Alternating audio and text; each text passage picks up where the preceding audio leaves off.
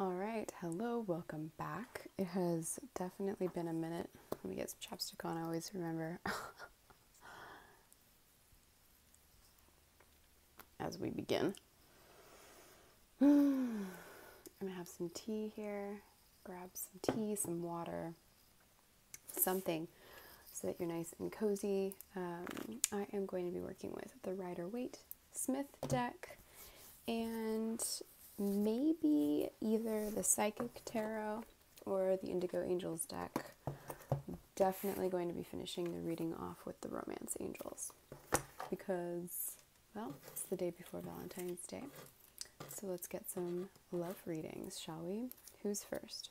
Aries! Alright, let's begin.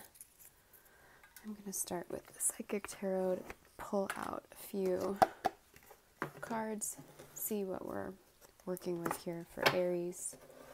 Thank you for letting this message be clear and understandable. I'm already seeing the Four of Swords, so rest and rejuvenate. And personally, I've needed to take yesterday and most of today as a rest day. So let's see what else for my Aries that are watching. What messages are going to be the most accurate, appropriate, helpful for those that are watching? We'll take this one. Patience. This is the Temperance card, number 14. I like this card a lot because she is looking at her hand, looking at this seed and seeing the energy flowing in it, like that light flowing in it. And you can see that even though she's focused on the seed, looking down into her hand, there's this beautiful flower. Looks like a lily.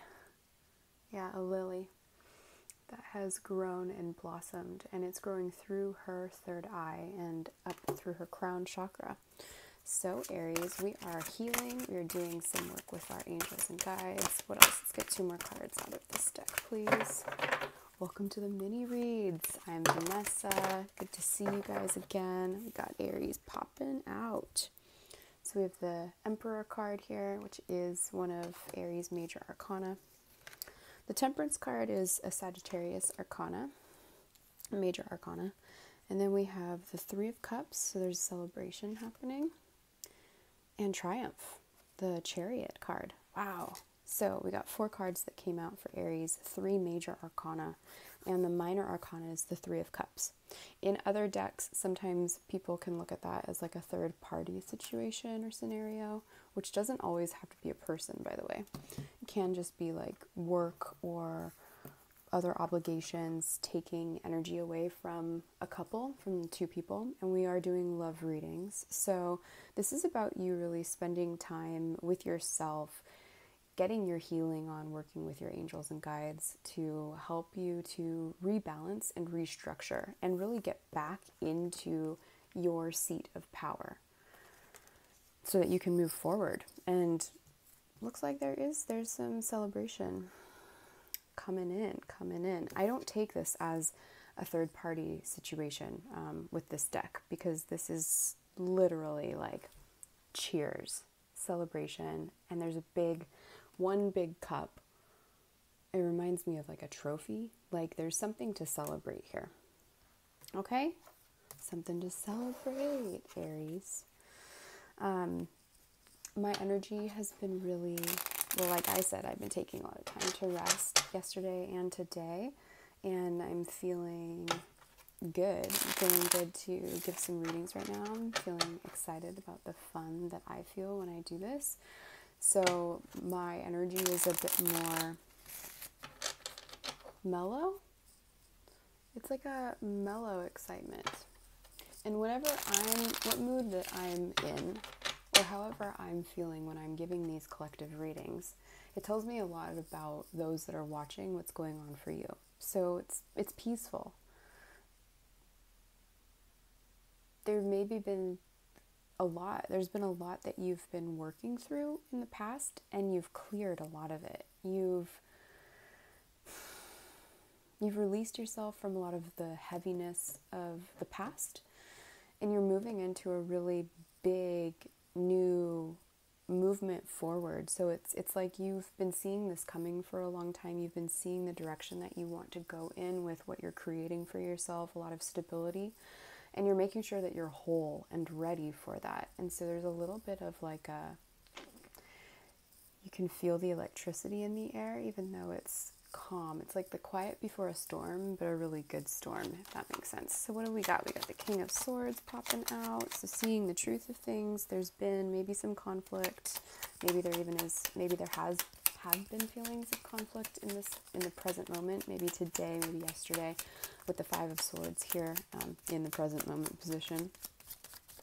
But it's not like it's weighing you down. You're really staying in your truth. You're staying in your wholeness. You're not allowing whatever this...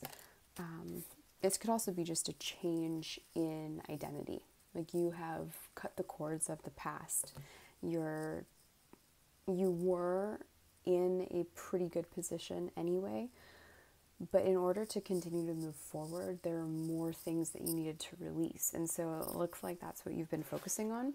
And whatever was in the past no longer has a future for you with this Fool in reverse going into the future. Because you guys can't really see the cards here on the table and you don't really know my layout structure. But in my layout, there is a past, present, future-ness to it, aspect of it. So yeah, you're just not even worrying about having to defend yourself right now because you've put yourself in this really stable bubble.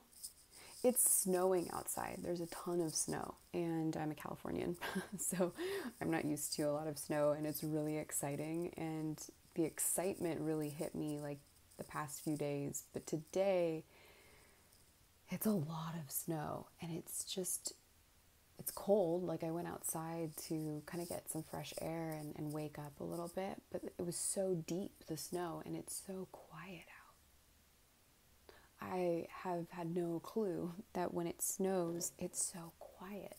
It's so peaceful. It's so white, and it's bright. Even at nighttime, there's so much light that reflects off of the snow, even in a new moon when there is no moonlight to illuminate it. It's been pretty fascinating for me to see just how much light and how much quiet and peace and beauty there is in this silence, in this solitude, in this, like bubble. I feel like you've put yourself in a bubble for your healing, for your meditation, for your visualization, for what you're stepping into. Because the wheel is here as your advice to, you don't have to put up any type of defense. You don't have to like protect yourself over anything because you're in a very sovereign state with this Emperor here. And you have the wheel card moving forward. So what's going on in the external environment for Aries? For those that are watching, thank you for letting this message be clear and understandable. Okay, so there's a bit of weakness around you. There could be people in the environment or in your environment that are not feeling so centered, or not feeling so strong about themselves. There could be a situation that actually could tempt you, or you might feel weak if you think about that situation. This is what you've separated yourself from. This is what you've already separated yourself from. And so there's a little bit of a fear that you might, let your guard down, or you might go back into this past situation. But that's really just the current understanding that there's been a severing of ties, that there's been a separation. You're just present to it. And so it makes sense that maybe the ego would come in with some fear, some self-doubt, but you're positioning yourself in a way where you're just very ready to take a new step forward, but not with the situation of the past. That is done.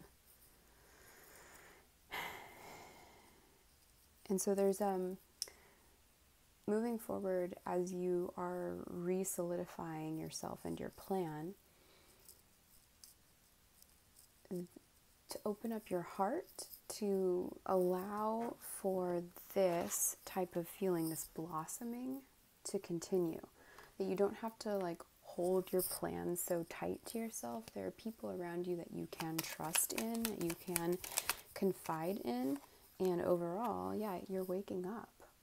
You're waking up to a new vision of who you are, who you want to be. It's not so much that the vision is new, but you're waking up in a new energy about what's acceptable for you and what isn't, if that makes sense. I hope that resonates. Because whatever you're coming from in the past was like a 3D reality relationship give and take that was imbalanced. So it looks like Aries, those of you who are watching, Aries moon, Aries rising, Aries and Venus, sun sign Aries, you've already gone through a separation. You've already gone through a breakup. And so you're just getting in your power and your peace so that you can move forward into what your higher self is asking you to move forward into. So I'm going to pull 3 love cards here just to finish out the reading. Let's see what is here for Aries. Okay, we got this could be the one. We also have codependency and new love. New love coming in for Aries. Yeah, as you get to know yourself, you know, maybe you thought that this person in the past was someone that you could spend your life with, but there have been addictions, there have been codependent ways of behaving with one another. Maybe literally one of you felt codependent on the other, either emotionally or financially or mentally. I wanted to say physically. Some of you could have been like physically codependent. There could have been there could have been like a really high attraction level. I'm getting that the sex life was really good, but that wasn't enough. And so you're releasing yourself from this person in the environment that feels like they're either a temptation or a weakness, or they're codependent on you, and you've cut ties, you've put yourself in a healing bubble. And what that's doing is it's allowing new love to come in, not only a person, but new amounts of love for yourself. Because there's a lot of solo. Yeah, everyone in here is solo except for like the cards indicating the past. This card and this card. And overall, we have judgment.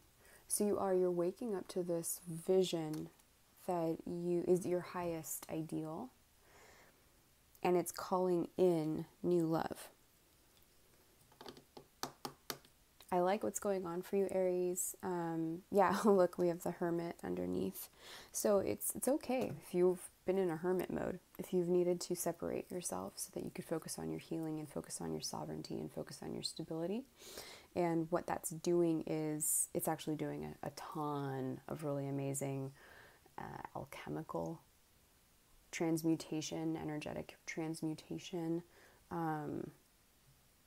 sex transmutation, sexual transmutation. That's where you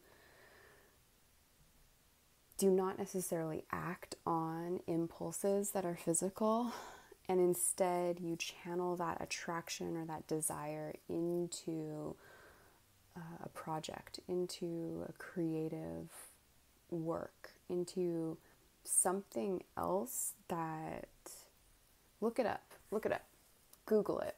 Napoleon Hill talks about it a lot in Think and Grow Rich. There's a whole chapter on it in Think and Grow Rich. You can find it online, I'm sure. So look that up. Happy Valentine's Day. I hope this reading finds you well, serves you well. And if you like my vibe, feel free to subscribe. I will see you guys in the next video.